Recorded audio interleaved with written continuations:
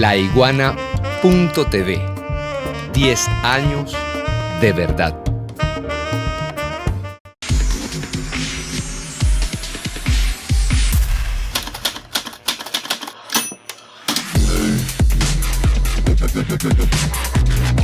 Un segundo comentario que quiero hacer está vinculado con las condenas impuestas a 10 de los 13 procesados por la desaparición, secuestro y asesinato del profesor Carlos Lam.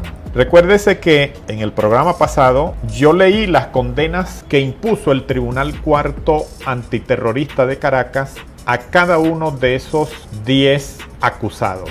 Hay 3 que fueron exonerados por distintas vías, bien porque el Ministerio Público no presentó la acusación respectiva porque consideró que no habían elementos para acusar, creo que a José Pinto, y en relación a Heli Pinto y a Marjorie Suárez, que es la doméstica que trabajó en casa de Carlos Lam por más de 20 años, el Ministerio Público solicitó sobreseer la causa. A raíz de esa publicación, primero yo había publicado esa decisión del Tribunal Antiterrorista en mis redes sociales, @elespinito, y después hice una ampliación de esa decisión judicial en el programa pasado. A raíz de esa publicación, tanto de la publicación que hice en mis redes sociales como el comentario que yo hice o la ampliación que yo hice aquí en el programa, hubo muchos comentarios en contra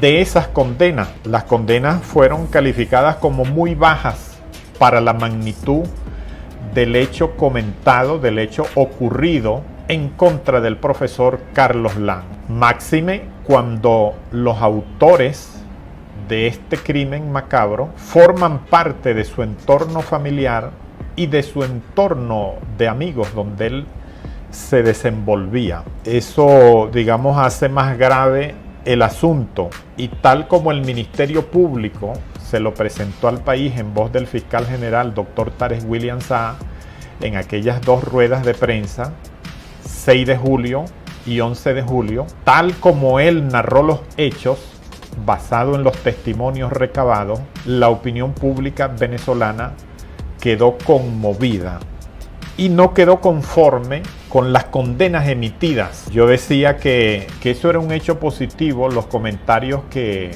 la reacción de la opinión pública, porque estaban haciéndole seguimiento a un proceso penal de los más, vamos a decirlo así, importantes que ha ocurrido en el país en los últimos tiempos, porque se trata de un crimen que quiso ser presentado por sus perpetradores como un secuestro político, y las investigaciones desmontaron esa tesis y colocaron en el lugar de los verdaderos hechos ocurridos basado en los testimonios en lo que finalmente fue un crimen motivado a que Carlos Lam era un obstáculo para su entorno familiar, para su esposa, para los amigos de su esposa, quienes presuntamente están incursos en hechos de corrupción.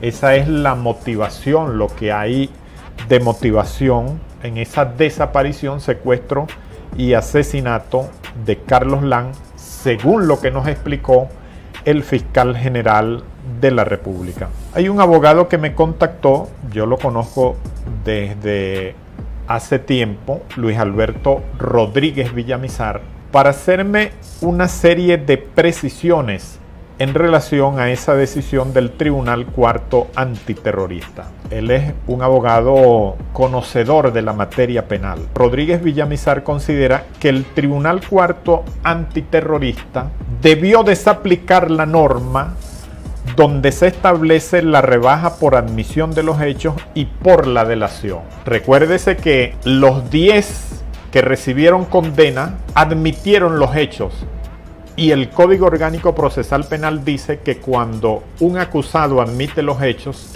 el juez puede hacer una rebaja de hasta 1/3 de la condena original. De estos 10 acusados, 2 admitieron los hechos y se convirtieron en delatores. Y yo les decía en el programa anterior que esos 2 de los 10 que recibieron condena recibieron una doble rebaja por admitir los hechos y por convertirse en delatores. Me refiero a Maggie Kumare, que fue condenada a 13 años, la esposa de Carlos Lam, y a Glenn Castellano, condenado a 11 años.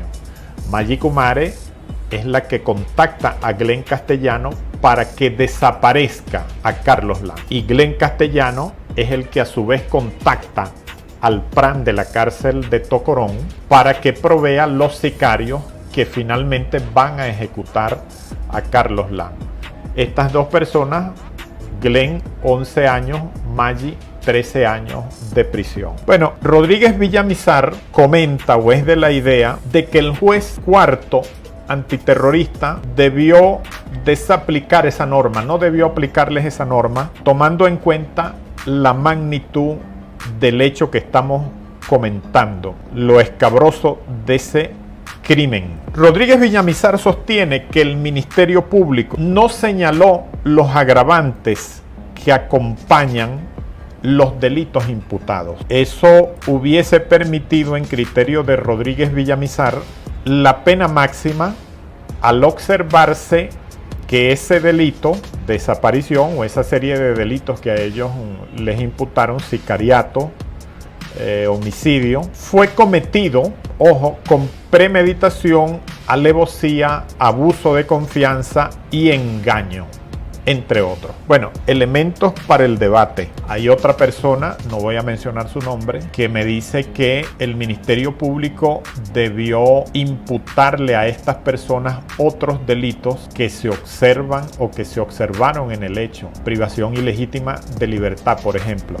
Bueno, son elementos para el debate y, como les dije el domingo pasado, esto es positivo porque hay un seguimiento. El país estuvo pendiente del desenlace de este caso, que fueron 2 años. El Ministerio Público resolvió el asunto o empezó a esclarecer el asunto a partir del 2 de julio de este año, a un mes exacto de cumplirse, o a un mes, sí, aproximadamente, de cumplirse los 2 años de la desaparición de Carlos Lam.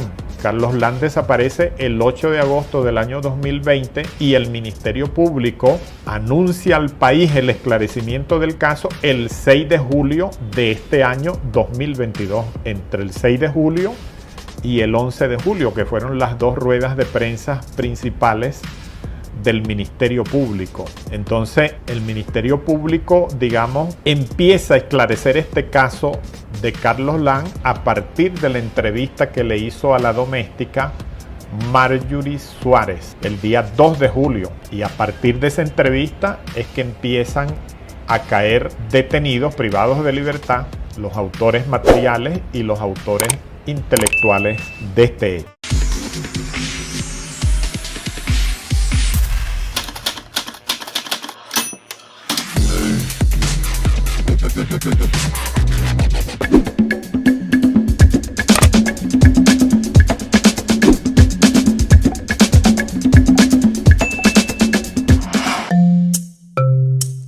Laiguana.tv. La verdad hecha tendencia.